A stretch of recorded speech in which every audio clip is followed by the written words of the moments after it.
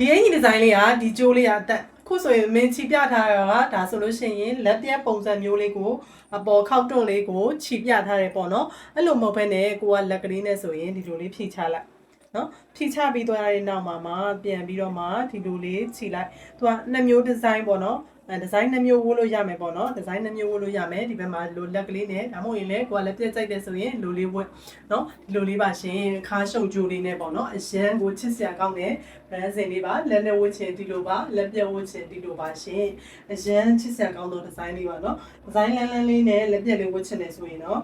ဒီလိုလေးခြေပြီးဝတ်ပေါ့နော်ဒီလိုရှုပ်ကြိုးလေးနဲ့ဆိုတော့ဒီလိုလေးဒါဆိုလို့ရှိရင်ကြတော့လက်ပြက်မဟုတ်တော့ဘူးပေါ့နော်လက်ကလေးနဲ့ဖြစ်သွားမယ်ပေါ့နော်ဟိုကတော့လုံးဝလန်းလန်းလေးပါရှေ့ချောနောက်ချောရှေ့ပြီးနောက်ပြီးပေါ့နော်အရန်ကိုချစ်စရာကောင်းတဲ့ဒီဇိုင်းလေးနဲ့ထုတ်ပေးထားတာပါရှင်သူကခမြောက်ဒီဇိုင်းလေးဖြစ်တဲ့အတွက်တင်ရတော့မဖုံးပါဘူးเนาะတင်ဖုံးလားမေးတဲ့မမကြီးဒီမှာလေးအတွက်ပါเนาะမရန်ချစ်စရာကောင်းတဲ့ဒီဇိုင်းလေးပါ